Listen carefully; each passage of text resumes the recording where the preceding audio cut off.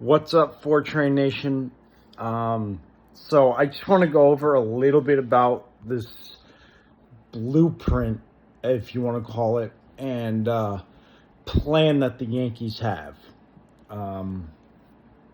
Before I do that, if you could hit that like, subscribe, and bell icon buttons, it would be greatly appreciated. It's extremely helpful for the channel, as well as I don't want you to miss out on a single thing that I put out. And I want you to be kept up to date with everything, because this offseason has been explosive and it's going to get even more explosive. So let me get into this blueprint of a plan, of a master calculated plan that Brian Cashman and the Yankees have kind of built. I wouldn't say years ago, but I would say probably from the trade deadline from last year. So we know that the Yankees at the trade deadline last year didn't really do anything at all. They got a couple pitchers and relief pitchers who we'd never heard of. And there were other things that they were looking at but never came into fruition. So, for example, Juan Soto, who they just acquired this offseason. Cashman had been talking to A.J. Preller, the general manager of the San Diego Padres, about a possible Juan Soto deal. Nothing came of it. It was just smoke. It wasn't anything that was coming into play, if you want to put it that way. So, with that being said, the Yankees stayed pat, as we know, and Yankee fans were not happy, and rightfully so. Last year was a complete embarrassment and a complete bust of a season. They signed Carlos Rodon to this massive deal, thinking he was going to be the number 2 behind Cole. He was hurt for most of the year. And then you had Giancarlo Stanton, who got hurt, and then you had Aaron Judge get hurt, and the whole team just fell apart. At one point, there was question on whether or not they were going to actually finish with a winning record. They ended up finishing with an 82-80 record and finishing 4th in the American League East. So we know that nothing was done at the trade deadline with the Yankees. There were other teams who made moves and improved their teams, while the Yankees just kind of stood pat, I should say. So this is where I think this master blueprint of a plan, of a calculated plan, came into play. So they were I'm thinking they were in the mindset of stand pat. We'll see what we can do. We'll play the rest of this year out, and then we'll regroup afterwards. So fast forward to the offseason. Teams, the very first shot was fired by the Braves, who got Aaron Bummer. And we'd been hearing a lot about the Yankees being connected to Alex Verdugo and Juan Soto and Yoshinobu Yamamoto. And over the course of time, there were moves that were made, smaller moves by teams, not really like big moves. The biggest move at that point was the Aaron Bummer move by the Braves.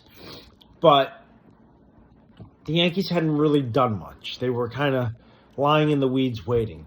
So where this blueprint now comes into play is just a few days ago, they went out and acquired a left-handed bat.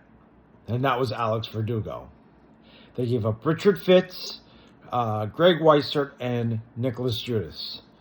Now, before I continue with this, Brian Cashman in an interview said that the future is always now.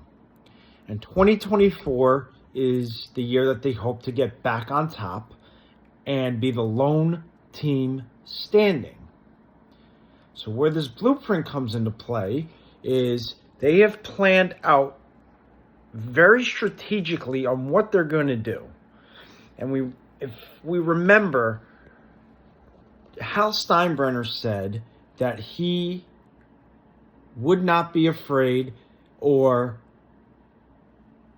he would be willing to break the $300 million luxury tax threshold so he could acquire Juan Soto and Yoshinobu Yamamoto, which, by the way, they are having a meeting with the Yankees in person, Yamamoto's camp and the Yankees, next Monday. So stay tuned for that, because that's going to become a circus in itself.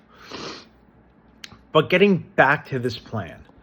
So they traded for Alex Verdugo from the Red Sox, which we never hear of a Boston Red Sox Yankees trade. It's very, very rare. So they got one of the bats that they wanted, and then they said that they wanted another one due to the lack of lefties that they had in the lineup.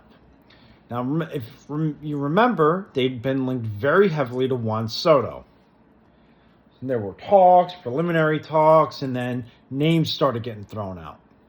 And they were exchanging names. So what does this mean? That there's smoke. And what happens when there's smoke? There's generally fire behind that. And that fire came 24 hours after the Verdugo deal, which was the Padres and the Yankees were finalizing a deal and an agreement on one that would send Juan Soto to the Yankees. So they were negotiating, medicals were getting looked over, names were already agreed upon, and in the wee hours of the night, the deal was officially made and officially announced by both sides. The Yankees have acquired now Juan Soto and Trent Grisham from the Padres, so that's two more lefty bats. And in return, the Padres got right-handed pitcher Johnny Brito, right-handed pitcher Michael King, right-handed pitcher Drew Thorpe, right-handed pitcher Randy Vasquez, and catcher Kyle Higashioka. Now the next domino that is to fall is right-handed pitcher Yoshinobu Yamamoto. With that being said, this is where this blueprint becomes very, very critical and very in play, if you want to put it. They already have the two bats that they wanted. They've been linked to Verdugo, they've been linked to Soto, they got both. Now they're looking for pitching. So now the next move for them is to go as hard as they can to get Yamamoto. But when they get Yamamoto, if they get Yamamoto, if you want to say that, but I believe they will. And when they get Yamamoto, what is the next move? Now they've got their starter. Now they've got the two lefty bats. Again, if they get Yamamoto, which I'm very confident that they will, what is the next thing that gets done? Well, the Yankees need bullpen help. We saw this last year. They needed bullpen help from the beginning of the season. They didn't have Efros, they didn't have Lou Trevino, and their bullpen was taxed by June. Clay Holmes was struggling, everything was going downhill, and that bullpen was done by June. So what does this mean? That means Cashman has probably got a trick up his sleeve that he isn't saying. And that's where this blueprint gets even deeper. This is where we get deeper into what Cashman said to the media about how the future is now. 2024 is our future. This is where we're looking to. This is where we're looking to be the lone team standing. So what does that mean? That means there is one player on this team that can get value back in a trade. So here's where this blueprint comes into play even further and gets even deeper, to where it gets the Yankees closer to where they need to be. If not, it gets them to where it needs to be. and that is a Gleyber Torres trade. They have multiple teams that they can trade Torres to that can get value back, but what they need is pitching. So there are 3 teams I can see the Yankees making a deal with to get pitching back, and that would be Miami, the White Sox, and the Seattle Mariners. Now, Seattle, maybe not so much, but Chicago, having a fire sale, being a dumpster fire that they are, Cashman could pull this trick out of his sleeve and be like, I'm going to go and trade Torres to get me a big arm from the White Sox and Garrett Crochet and Dylan Cease.